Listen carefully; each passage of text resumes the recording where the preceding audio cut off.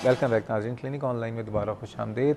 जिन viewers ने अभी join किया मैं उनको बताते चलूँ कि आज हम बात कर रहे हैं थैलेसीमिया के हवाले से, और एक ऐसे बच्चे की कहानी मैंने सुनाई थी और उसी बच्चे को डिस्कस कर रहे हैं जो कि थैलेसीमिया की वजह से इस दुनिया से तो रुखसत हो गया। 16 साल की उम्र में काशिफ इकबाल उसका नाम था, लेकिन जाते हुए अपने वालिद से एक वादा लेके गया कि मैं जब चला जाऊंगा तो मेरे इलाज के लिए जितने पैसे भी आपने जमा किए हैं उससे एक ऐसा सेंटर खोल दीजिएगा जहाँ पे उन बच्चों को जिनका कोई इलाज नहीं कर सकता वहाँ पे आप इलाज करें। तो काशिफ इकबाल थैलेसीमिया सेंटर के हवाले से आज मैं प्रोग्राम कर रहा हूँ और हम अपने बच्चों को कैसे थैलेसीमिया से बचा सकते हैं इस हवाले से भी बात करूँ। हमारे साथ मौजूद हैं चेयरमैन हैं मोहम्मद इकबाल साहब और जॉइंट सेक्रेटरी हैं काशिफ मुल्ला साहब, और गुजरांवाला से हमारे साथ आज गुजरांवाला तो नंबर ले गया, सारी कॉल्स ही गुजरांवाला से हैं। एमन साहिबा हमारी बहुत ही काबिल एहतराम और रेगुलर कॉलर। अस्सलाम वालेकुम एमन साहिबा। वालेकुम सलाम, कैसे हैं आप? मैं बिल्कुल ठीक हूँ, आप खैरियत से हैं? हाँ जी। अच्छा, मुझे इनसे पूछना था कि थैलेसीमिया की कॉजेज क्या हो सकती हैं और ठीक है, ये यंग एज में भी हो सकता है या सिर्फ बच्चों को हो सकता है? ठीक, राइट। और एक रिक्वेस्ट थी आपसे जी जी, कि डायरिया पे आप प्लीज कोई शो करें क्योंकि यहाँ पे बहुत ज़्यादा केसेस हैं। तो बस फ़ौरन ही आप अगले हफ्ते ही बस इंशाल्लाह ताला फ़ौरन डायरिया पे प्रोग्राम करते हैं। ठीक है, ठीक है। Okay, thank you ji. Thank you ji. जनाब, अब आपने कहा कि आप यहाँ से पैसे जमा हुए, ठीक, आपने पैसे जमा किए, मरहूम मोइन अख्तर साहब ने बहुत एक बड़ा रात में 3 रातों में 73 लाख रुपए, एक रात के प्रोग्राम में 73 लाख रुपया। वो अलग बात है कि वो पैसे किसी ने खा लिए, लेकिन नहीं मिले, जमा उसने की, उस बंदे ने बड़ी मेहनत की। अच्छा, और शायद वो ऐसा आइंदा कभी भी ना किसी के लिए प्रोग्राम हो सके, या शायद तो उसने बड़ी वो की। और वो काशिफ से बड़ी उनको एक वो थी कि अल्लाह इसको ज़िंदगी दे दे, बस इसकी जान बच जाए किसी तरीके से। वो अपने बेडरूम में बुला के अपने उसके एक बार मोइन अख्तर के बाद एक बंदर था उसके साथ खेलता था, बल्कि काशिफ को वो बड़ा वो कभी कभी रोने लगता है, इकबाल भाई इसका क्या होगा, बस मैं कोशिश पूरी करूंगा। उस टाइम में मुझे पता चला था कि ये हार्ट पेशेंट भी है मोइन अख्तर, और एक सीढ़ी पे चढ़ना, एक जगह जाना था, फर्स्ट फ्लोर पे चढ़ना मुश्किल हो गया, तो काशिफ के लिए 2 मंजिल ऊपर चढ़े, सांस फूल गया था, कहना आप चलो बस मैं आ जाऊंगा। तो मैं बड़ा कभी कभी फिर आप लोग गए यहाँ से कहाँ हम गए? इटली चले गए, ओके, पिज़ारो में, वहाँ पे तक जो पैसे की तो खैर बात छोड़ दें, वो जो हो गया सो जमा। हम जो इटली पहुँचे, डॉक्टरों ने उसका टेस्ट वगैरह किया और तकरीबन 15 दिन के टेस्ट के बाद डॉक्टरों ने कहा हम इसका बोन मैरो ट्रांसप्लांट नहीं करेंगे। मैंने कहा मैं पाकिस्तान से आ गया हूँ, इतना खर्चा करके बच्चे को यहाँ लाया, अल्लाह ने ज़िंदगी दी, 1.5 साल मैंने कोशिश की। उन्होंने कहा नहीं, बात पैसे की और उसकी किसी चीज़ की नहीं है। इटली वालों ने कहा देखो वहाँ इंसानियत पे बड़ा वो करते हैं, वो लोग बहुत फोकस करते हैं। तो मेरे कहने लगा इसकी सिर्फ वजह यह है काशिफ को हम ट्रांसप्लांट ना करने की कि हम काशिफ को बार बार ब्लड लगता रहा, पैदा हुआ आज 15 साल से ऊपर, 15.5 साल का हो गया, उसको मुझतना ब्लड लग गया है, और हमारे खून में, हमारे जिस्म में पानी भी है, नमक भी है, आयरन भी, कुदरती हर चीज़ है ना मौजूद।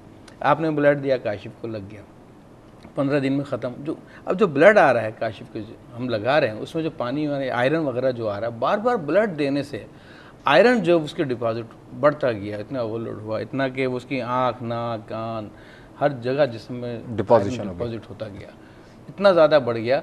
एक नॉर्मल आदमी के जिस्म में, आपके हमारे जिस्म में आयरन जो होता है वो 40 से 160 नैनोग्राम एक लिमिट है। वो काशिफ के जिस्म में 160 के बजाय 7,700 आयरन था।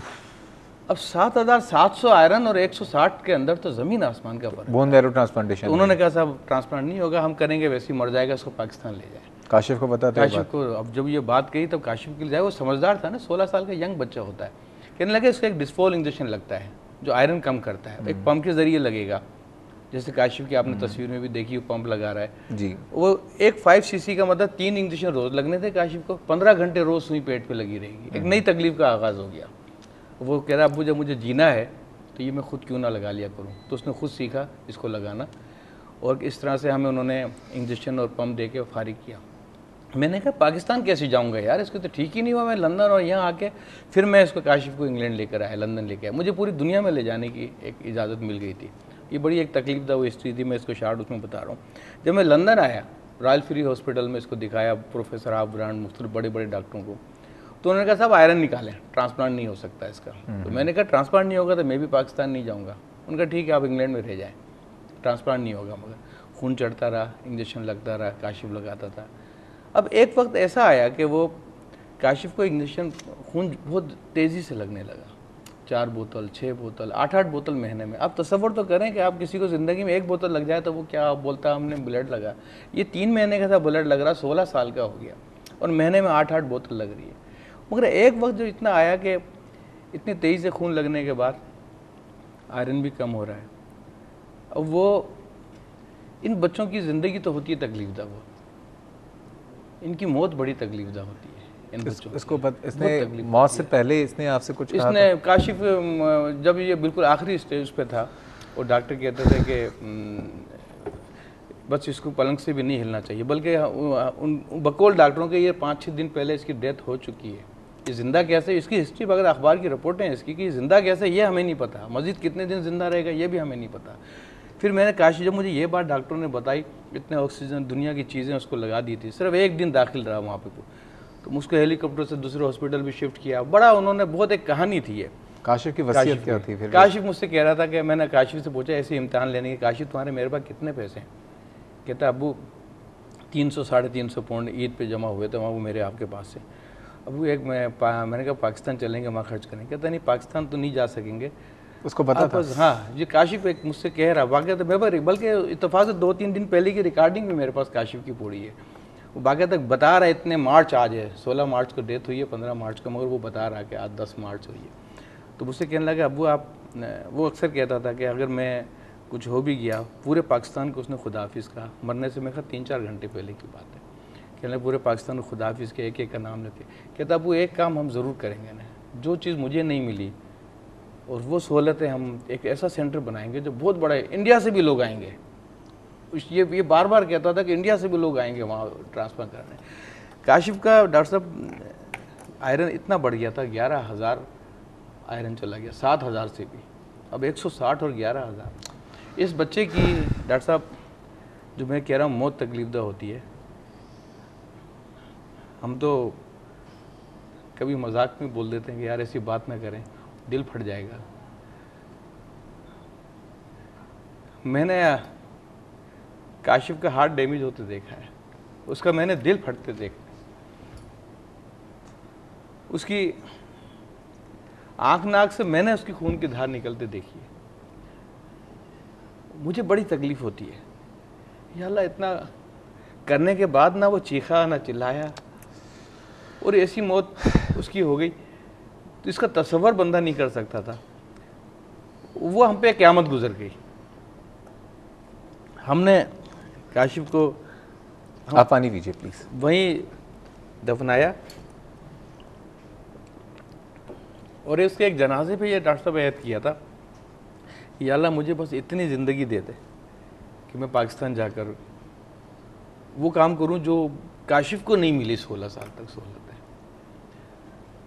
फिर मैं नहीं रुका, हालांकि मेरी नेशनलिटी तक हो सब मुझे मिल गई थी, सब। मैंने कहा नहीं बस मैं पाकिस्तान जाऊंगा बस। जब मैं यहाँ आया तो जब काशिफ के बगैर ही आया, 16 साल का बच्चा मेरे हम अपने हाथों से दफनाया, जो हमने उम्रा किया था उसी एहराम में उसका हमने कफन बनाया। यहाँ आकर काशिफ मुल्ला, मैं आपकी तरफ आता हूँ अभी। इकबाल भाई, आप जो काम कर रहे हैं ना काशिफ के नाम पे, वो इतना बड़ा काम काशिफ कर गया है कि क्यों इकबाल, काशिफ मुल्ला साहब आप क्या कहेंगे? जी हाँ बिल्कुल। एक्चुअली मैं आपको बताऊं कि जो शुरू में जब हमारे साथ या हमारी फैमिली के ऊपर जब ये चीज़ आई, देखें जो एक कॉलर ने भी आपको भी नहीं पता था शादी से पहले? बिल्कुल नहीं। एक्चुअली देखें जो उन्होंने पूछा भी यही था कि भाई इसके कॉजेज़ क्या हैं। कॉजेज़ बहुत सिंपल हैं। अगर दोनों वालिदैन को थैलेसीमिया माइनर अगर होगा तो बच्चों में मेजर होने का काफ़ी चांस होता है। तो अगर हम जब तक, और माइनर ऐसी चीज़ है कि जब तक हम अपना टेस्ट नहीं करवाएंगे, ब्लड टेस्ट, उस वक्त तक हमें पता नहीं चलेगा कि हम माइनर हैं। अब इसके लिए एक सिंपल सी मिसाल है कि अक्सर हम लोगों को समझाने के लिए बताते हैं कि हम माँ बाप से बहुत सी चीज़ें विरासत में लेके पैदा होते हैं, जैसे बालों का कलर, रंग है, हमारा स्किन कलर है। तो इकबाल भाई आप तो इतना बड़ा काम कर रहे हैं। काशिफ तो मैं कहता हूँ कि दुनिया से कहाँ गया, आपने तो हज़ारों काशिफ को आप जो है ज़िंदगियाँ दे रहे हैं, ठीक है ना? मैंने तो नहीं सोचा इतना बड़ा काम रब ताला मुझसे आज काशिफ जिंदा नहीं है, मगर आज पाकिस्तान में पूरे 15-16 सेंटर्स हमने बनवा दिए।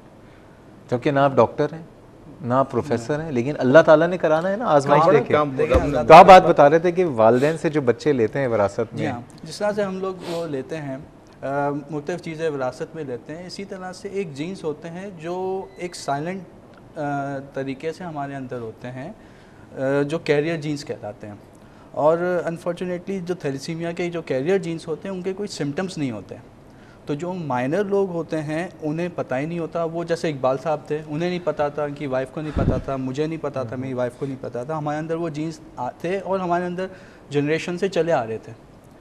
तो इसका जो डायग्नोस करने का जो एक ही तरीका है वो ब्लड टेस्ट है। कितने का ब्लड टेस्ट होता है? सर इसके 2 ब्लड टेस्ट होते हैं। एक जो सिंपल है वो बहुत ही सस्ता होता है, अगर आप किसी भी नॉर्मल लेबॉर्ट्री में चले जाएं 300-400 रुपए का टेस्ट है। हाँ, उसके बाद अगर आगे मजीद ज़रूरत पड़ती है तो दूसरा 500-600 का टेस्ट हो जाता पता है। कलामी माफ़ वक्त हुआ है नाज़रीन। पता है दुनिया में किसी भी माँ बाप के लिए सबसे ज़्यादा तकलीफ दह बात क्या होती है कि सामने उसकी औलाद तकलीफ़ में हो, और औलाद अपनी यंग एजेस में सामने सिसकते हुए तकलीफ़ में चले जाए। सिर्फ मकसद क्या है आज मकसद ये है कि एक बच्चा तो दुनिया से गया, बाकी बच्चे, बाकी जो माँ बाप हैं उनकी ज़िंदगियाँ एक आज़ाब, एक आजमाइश ना बने। सिर्फ ये मकसद है। हमारे और आपके हाथ में फ़ैसला है। मज़ीद बातें करेंगे, जा रहे हैं छोटे से ब्रेक में, हमारे साथ रहिए।